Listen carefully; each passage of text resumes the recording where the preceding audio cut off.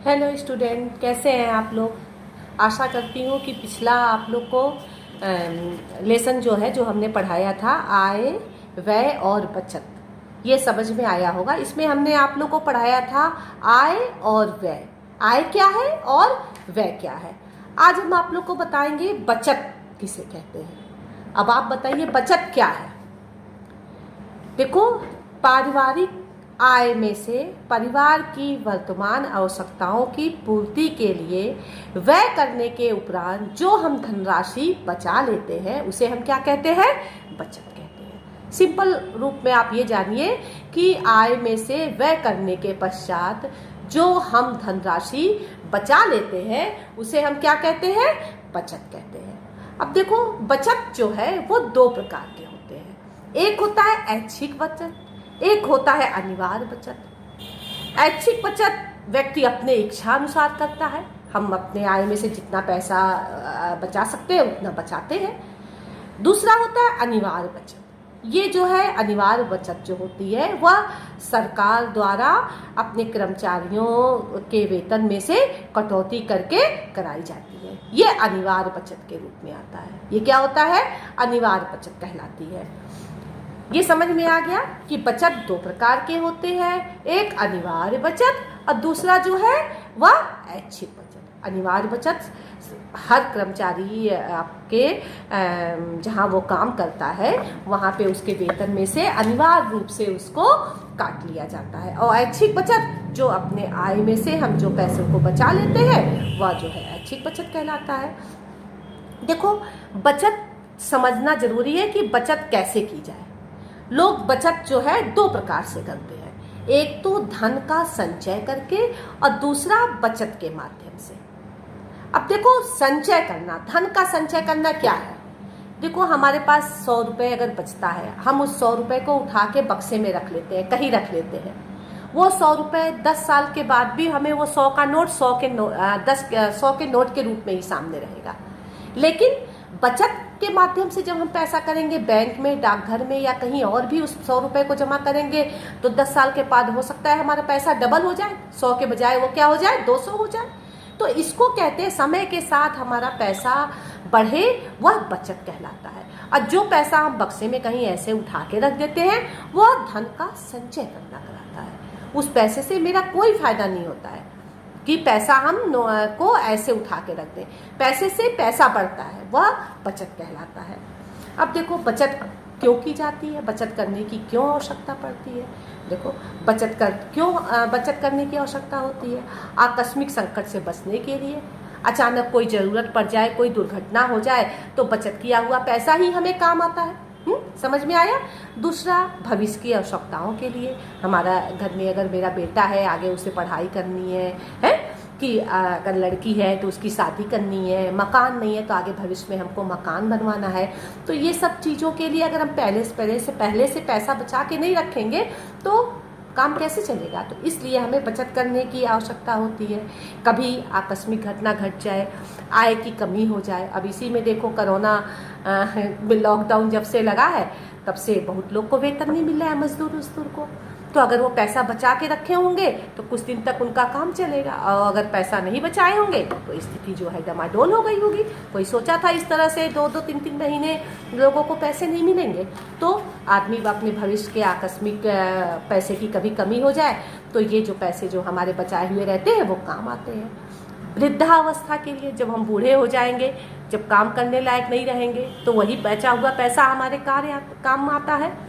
राष्ट्रीय विकास के लिए, देखो, जो हम पैसा बचाते हैं बैंक में जमा करते हैं या कहीं पे लगाते हैं तो राष्ट्र उनसे अपना काम करता है, उससे जो फायदा होता है वो हम लोग को क्या करता है, बैंक उस फायदे को हम लोग को बांटती है। तो ठीक है, राष्ट्रीय विकास भी होता है, उसी पैसे से उनका भी काम चलता है। सामाजिक प्रतिष्ठा के लिए, इससे हमारी समाज में प्रतिष्ठा बनती है। अरे उनके पास पैसे हैं, नहीं तो हम खाए पिए खर्च कर दिए, कभी मुसीबत आई तो सबके आगे हाथ मांग फैलाएं, तो इससे हमारी सामाजिक प्रतिष्ठा भी घटती है। शादी विवाह, बच्चों पढ़ाई, मकान बनवाने के लिए, ये हमने उसी में बता दिया है। अब देखो, बचत करने से लाभ क्या है। अब बचत करने से लाभ, उसे भाई बचत करने से लाभ होते हैं, इसी पॉइंट को तुम अपने भाषा में लिख लो कि वृद्धावस्था में हमारा सहयोग प्रदान करता है और आकस्मिक स्थिति आने पे उसका सहयोग करता मतलब होता है उससे। तो छोड़ो, हम अलग भी लिखवा दिए हैं पॉइंट, देख लो। आकस्मिक विपत्तियों से मुक्ति मिलती है। कोई भी अगर आकस्मिक कार्य पड़ता है तो मेरे पास पैसा है तो हम वो काम कर लेंगे। सामाजिक प्रतिष्ठा बढ़ती है, आत्मनिर्भरता बनती है आदमी आत्मनिर्भर बनता है कि भाई हमारे पास पैसे हैं, कभी मुसीबत आए तो हम उस पैसे से अपना काम कर सकते हैं। आश्रितों का भरण पोषण, अचानक हमारी अगर मृत्यु हो जाती है तो हमारे पीछे मेरा बेटा या जो भी है उस पैसे से भाई बचा पैसा रहेगा तो उसका थोड़ा बहुत काम चलेगा कुछ दिन तक। पारिवारिक उत्तरदायित्वों की पूर्ति होती है, शादी ब्याह जो भी पढ़ाई लिखाई करना है बचे हुए पैसे से हम वो काम करते हैं। आय वृद्धि का साधन है, हमारे आय में वृद्धि होती है, इससे हम पैसा बचा के रखेंगे, समय समय पे वो हमारा बढ़ता है, दुगना होगा तिगुना होगा तो उसमें होता है। मानसिक संतुष्टि होती है। देखो बेटा, ये प्राय अक्सर मम्मी लोग को घर में सुने होगा कि देखो पैसा नहीं है, बहुत चिंता है, कहीं कोई आ न जाए, कहीं कुछ दुर्घटना न हो जाए। और घर में अगर कुछ पैसा रहता है तो थोड़े हम गृहिणियों को हिम्मत बंधी रहती है, मानसिक संतुष्टि रहती है कि चलो घर में कुछ पैसा है। तो हमेशा कुछ पैसे हमेशा बचा के रखना चाहिए। तो इस तरह से हम देखें बचत करने से निम्न लाभ होते हैं। अब देखो एक चीज इसमें आती है कि बचत हम किस किस माध्यम से कर सकते हैं। पारिवारिक बचत के विनियोजन के साधन क्या क्या है, कहाँ कहाँ हम पैसे को लगा सकते हैं कि मेरे पैसा बढ़ता जाए, मतलब कहें ना बचत करने का मतलब पैसा समय के साथ बढ़ता जाए। तो देखो, एक तो हम बैंक में पैसे रखते हैं, बैंक में पैसा बचा के रख सकते हैं, समय समय पे हमें ब्याज मिलता है। डाकघर में बचा सकते हैं, जीवन बीमा कर सकते हैं, यूनिट ट्रस्ट ऑफ इंडिया में जमा कर सकते हैं, भविष्य निधि योजना में हम पैसा बचा सकते हैं। ऐसे कई चिटफंड और भी छोटी छोटी कंपनियां हैं जहां हम पैसा बचाते हैं, पैसा मेरा वहां जमा रहता है, हमारा ब्याज मिलता रहता है। तो इस तरह से बचत के बहुत से साधन हैं, कहीं भी अपने पैसे का इन्वेस्ट कर सकते हैं। अब इसमें जो इम्पोर्टेंट है उसको हम तुम लोग को बता रहे हैं। देखो, सबसे पहले हम पढ़ेंगे बैंक। बैंक में हम कैसे पैसे को जमा करते हैं, बैंक में किस किस माध्यम से हम खाते खोल सकते हैं, बैंक की क्या सुविधाएं, हमारे बैंक हमें क्या सुविधा देता है, इसके बारे में पढ़ेंगे। अब देखो, बैंक के बारे में सबसे पहले हम पढ़ते हैं। देखो, पारिवारिक बचत की सुरक्षित और लाभकारी योजना नियोजन ये बैंक है। बैंक एक सरकारी संस्था है। यह केवल हमारे पैसों का बचत ही नहीं करती है, पैसों का हमें, बल्कि ये हमारे ग्राहकों को आवश्यकता पड़ने पे ऋण भी देती है, हमें लॉकर की भी सुविधा देती है, यहाँ पे हमारे पैसे सुरक्षित रहते हैं। तमाम ये बैंक हमें सुविधाएं देती है। यह एक सरकारी संस्था है। तमाम बैंक है, state bank, Punjab bank, union bank, तमाम बैंक है। कहीं भी हम अपने पैसे को सुरक्षित कर सकते हैं, हमारा पैसा समय समय पे हमें ब्याज देता है। अब इसमें कौन कौन से खाते हैं, किस किस माध्यम से हम खाते खोल सकते हैं। तो देखो बेटा, पहला है बचत खाता। अब बचत खाता क्या है, इसमें कोई भी व्यक्ति 500 रुपये से ये खाता खोल सकता है। खाता खोलने के समय हमारी क्या कहता है आईडी, हमारी फ़ोटो, राशन कार्ड, ये सब की ज़रूरत पड़ती है। और बैंक में खाता खुलने के बाद बैंक हमें एक पुस्तिका देती है, पासबुक जिसे कहते हैं, वो देती है। उसमें हमारे लेन देन का पूरा विवरण होता है, हमने कब पैसा निकाला, कब जमा किया। बचत खाते में हमें जो मेरा पैसा रहता है उस पर हमें 5% ब्याज मिलता है कि नहीं है। और खाते में मतलब कभी भी पैसा निकालना, मतलब हम बैंक से निकालते हैं तो कम से कम इसमें 500 रुपये हमारा जमा रहना चाहिए। पूरे पैसे हम नहीं निकाल सकते हैं, नहीं तो खाता बंद हो जाता है। 500 रुपये शेष छोड़ के हम इसमें से पैसे निकाल सकते हैं। बचत खाता आम आदमियों सबके लिए भी होता है। ये संयुक्त, 2 लोग में संयुक्त रूप से भी खोल सकते हैं, एक आदमी एकाकी भी ये इसको खोल सकता है। अब चालू खाता। देखो बेटा, चालू खाता ये अधिकतर व्यापारियों के लिए होता है, जिसमें जो है दिन भर में कई बार पैसे का लेन देन करना पड़े। इसमें पैसे का लेन देन जो है वो चेक के माध्यम से होता है। चेक द्वारा ही पैसा निकाला जाता है।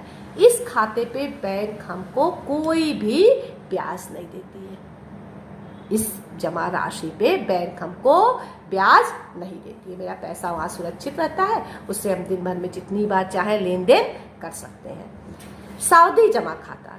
देखो, सावधि जमा खाता क्या है।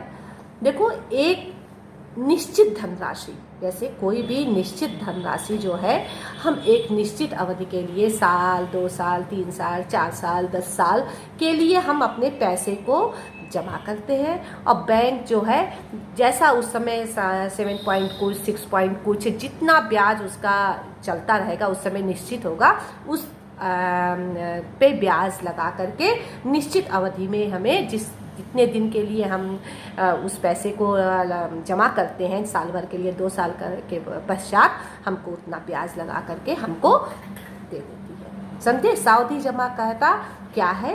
इस खाते में एक निश्चित धनराशि एक निश्चित अवधि के लिए जमा की जाती है। जमा की जाने वाली धनराशि पे निर्धारित दर से, जो उस समय निर्धारित होता है, उस दर से हमको ब्याज मिल जाता है। समझ में आ गया? सावधि मतलब एक निश्चित अवधि के लिए हम अपने पैसे को जमा कर देते हैं। 1000 रुपये हमने साल भर के लिए, 2 साल के लिए, 3 साल के, जितने साल के लिए जमा करना हो हम उस पैसे को जमा कर देते हैं। आवर्ती जमा खाता। आवर्ती जमा खाता क्या है? इसमें एक निश्चित अमाउंट, निश्चित धनराशि हम हर महीने अपने बैंक में, ये कहते हैं कि हम साल भर हजार रुपए जो है जमा करेंगे। एक निश्चित मतलब कि समय, धनराशि को हमें हर महीने जो है निश्चित समय के तक जमा करनी पड़ती है। जैसे हम कहें हम 2000 की आरडी खोल रहे हैं, 2000 क्या, हम ये खाते में 2000 पर मंथ डालेंगे साल भर या 2 साल या 3 साल, तो वो धनराशि, निश्चित की हुई धनराशि हमें हर मंथ जो है वह हमें बैंक में डालनी पड़ती है।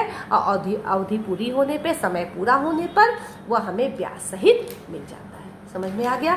तो बैंक में एक बचत खाता, चालू खाता, सावधि जमा खाता, ये हम 4 बैंक में खाते खोल सकते हैं। इस चारों को हम देखो पूरा नोट्स बना दिए कि आपको बिल्कुल दिक्कत नहीं होगी। चूँकि ये चैप्टर थोड़ा टफ है, इसको आप बना के अपने मन से नहीं लिख सकते, इसलिए हमने बहुत मेहनत की है। सारे नोट्स आपको बना दी हूँ, बस इसको आप फेयर कॉपी पे उतार लेना। अब देखो बैंक में और क्या है। बैंक में रुपए, इसके बाद एक बैंक में रुपए जमा करने से क्या लाभ है? तो भाई क्या है, बैंक में जमा धनराशि पे हमें ब्याज मिलता है समय समय पे। बैंक में हमारा पैसा सुरक्षित रहता है। आवश्यकता पड़ने पे व्यक्ति तुरंत जाके बैंक से पैसा निकाल सकता है। बैंक द्वारा जमा धनराशि पे हमें मतलब समय समय पे ब्याज मिलता है, हैं? और बैंक से पैसा रहने पे बैंक हमें एक चेक बुक देती है, जिससे हम कहीं भी जाएंगे घर बैठे अपने पैसे का वो चेक काट के लेन देन कर सकते हैं। तो इस तरह से बैंक में हमें रुपए जमा करने से तमाम लाभ है। अब है चेक बुक क्या है? चेक बुक क्या है? जब हम बैंक में खाता खोलते हैं तो हमें, अगर मेरे खाते में 1000 रुपये अगर है तो बैंक हमको एक चेक बुक देती है, एक पुस्तिका देती है, जिसके माध्यम से हम पैसे का लेन देन आराम से कर सकते हैं। ठीक है? हमें किसी को पैसा देना है तो हम चेक काट के उसको दे दिए, वो अपने अकाउंट में डाल दिया। तो ये देखें चेक बुक क्या है। अब चेक कई प्रकार के होते हैं। अब पूछता है कि चेक कितने प्रकार के होते हैं। देखो, एक साधारण चेक होता है, जो आम आदमी जो है किसी को पैसे का लेन देन करना है तो चेक काट करके अपना नाम लिख के साइन करके और उस व्यक्ति को दे दिया। यात्री चेक, हम जब यात्रा करते हैं तो एक मुश्त पैसा यात्री है मतलब बैंक में जमा कर देते हैं, और कहीं हमको यात्रा करने के उपरांत हमें कहीं अगर पैसे की ज़रूरत होती है तो हम वो चेक काट के उस व्यक्ति को दे देते हैं। इससे क्या होता है कि हमें यात्रा में कैश ले जाने की ज़रूरत नहीं पड़ती है। उस यात्री चेक से हमारा उसको काटते के हम उससे भुगतान कहीं भी आराम से कर सकते हैं। अब देखो क्रॉस चेक क्या है? इसको हम कहते हैं रेखांकित चेक। ये क्या है? रेखांकित चेक क्या है? ये बेटा देखो चेक, ये जो चेक होता है इसके किनारे तिरछी 2 लाइन खींची होती है। इसका मतलब क्या करता है कि वह पैसा जिस व्यक्ति के नाम होता है उसी व्यक्ति के अकाउंट में पैसा चला जाता है और फिर वो उस अकाउंट में से पैसा निकालता है। समझ में आया? रेखांकित चेक क्या है कि ये जो है व्यक्ति के सीधे अकाउंट, जिसके नाम का वो चेक होता है, सीधे वो उसके अकाउंट में पैसा आ जाता है, चला जाता है, फिर अकाउंट से वो पैसा निकालता है।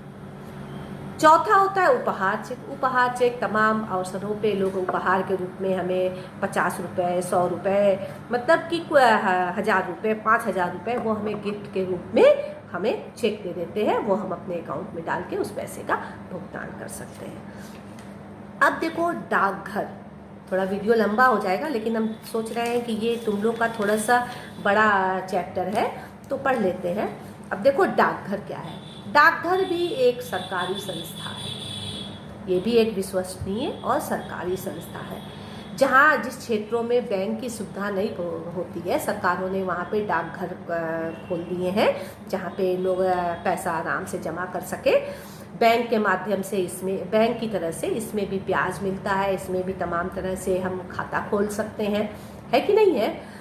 इसमें एक फ़ायदा होता है कि आयकर पे हमारे छूट मिलती है। इसमें तमाम ऐसे जमा वो होते हैं, खाता वो होता है, बचत होती है जिससे हमें आयकर की छूट मिलती है। अब देखो इसमें भी डाकघर बचत खाता है। इसमें भी वही चीज़ है जैसे बैंक में होता है, अगर आदमी अकेले भी खोल सकता है और संयुक्त रूप से दो लोग भी इसको, जैसे हम अपना नामनी बना करके किसी और के मतलब दो लोग भी इसको खोल सकते हैं कि हम दोनों का काम मतलब दोनों लोग इसमें पैसा जमा कर सकते हैं, निकाल सकते हैं।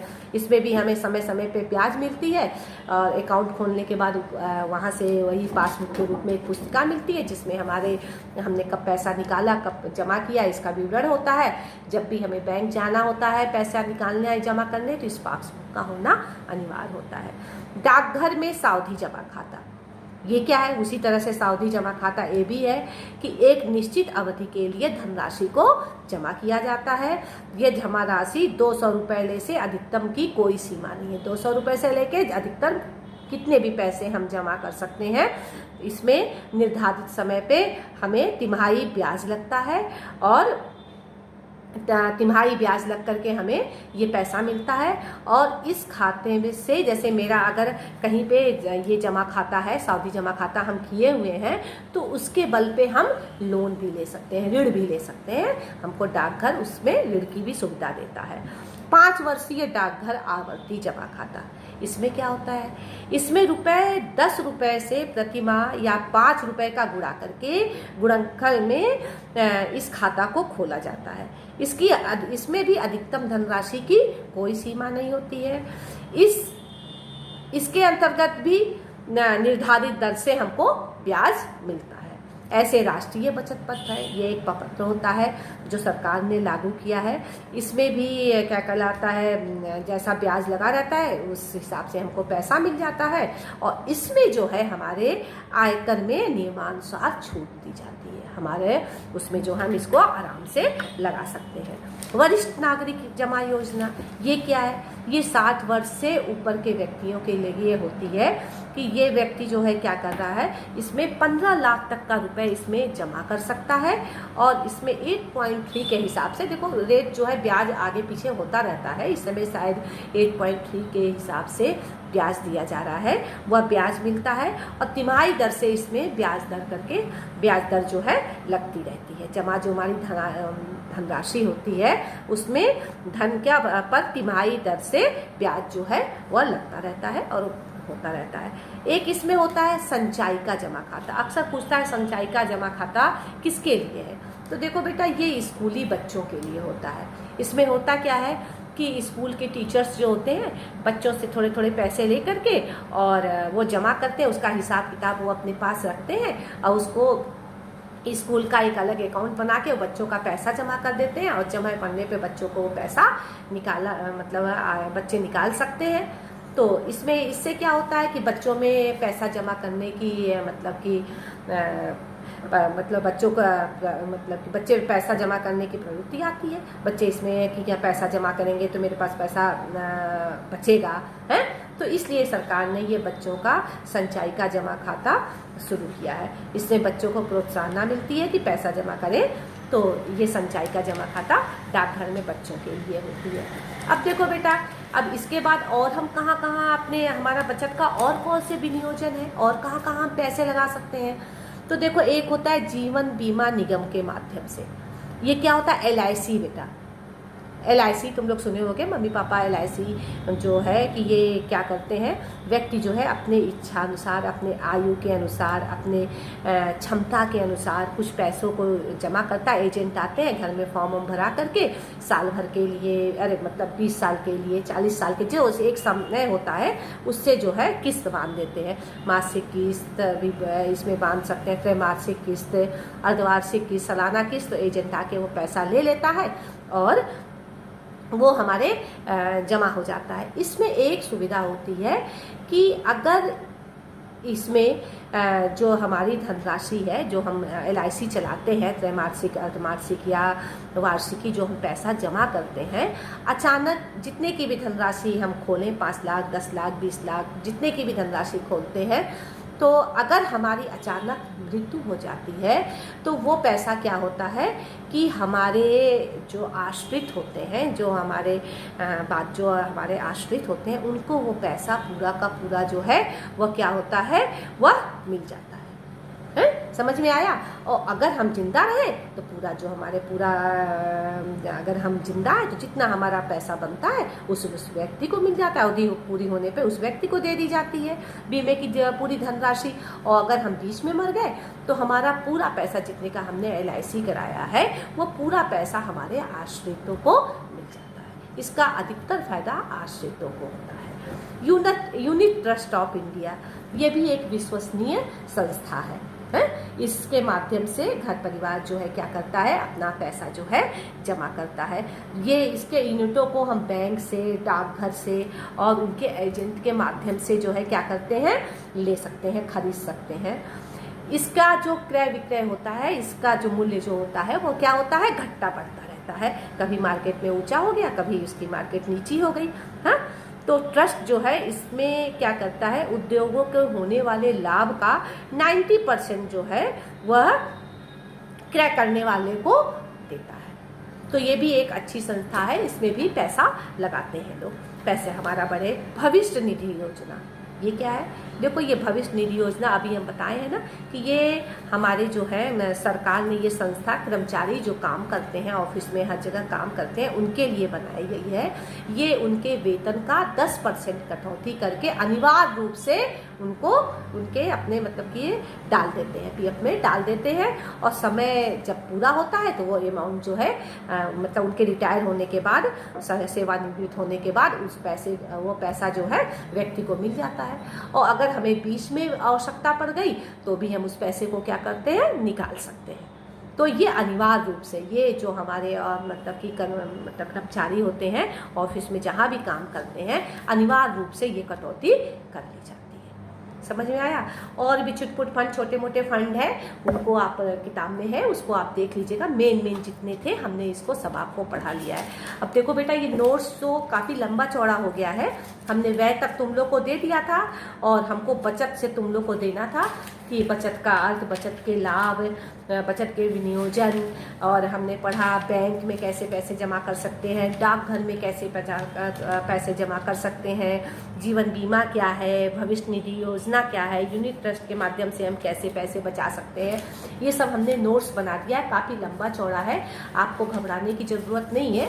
ये मैं भेज दूंगी, आप आराम से, आपके पास हफ्ते भर का समय है, धीरे धीरे इसको आप क्या करिएगा, फेयर कॉपी पे कर लीजिएगा। ये नहीं कि इतना सारा है हम इसको कैसे करेंगे, क्योंकि ये वाला लेसन मोस्ट इम्पॉर्टेंट 30 नंबर इसमें से आ जाता है, इसलिए मैंने इसका पूरा नोट्स आप लोग को बना दिया है कि आपको कोई दिक्कत ना हो, आपको छांटने में, किताब से पढ़ने में दिक्कत ना हो। अपने लैंग्वेज में शॉर्ट करके हमने इसको सब लिख दिया है, ये आप अपने फेयर कॉपी पे उतार लेना, ठीक है? घबराना नहीं कि ये बहुत ज़्यादा है, इसको आराम से लिखना। तुम्हारे पास नोट्स रहेंगे तो कोई ज़रूरी नहीं है, आराम से हफ्ते में एक बार हमारा टर्न आता है, हफ्ते भर में थोड़ा करके इसको आप लिख लीजिएगा। अगले नेक्स्ट क्लास में हम खंड 2 का लेसन जो है, पहला लेसन पढ़ेंगे। पहले वाले खंड से हमने 2 चैप्टर पढ़ लिया, अब नेक्स्ट खंड से हमको याद शायद जल के स्रोत है आपका, उसका पहला चैप्टर, तो हम सेकेंड खंड पढ़ेंगे, ठीक है? तब तक के लिए बाय, धन्यवाद।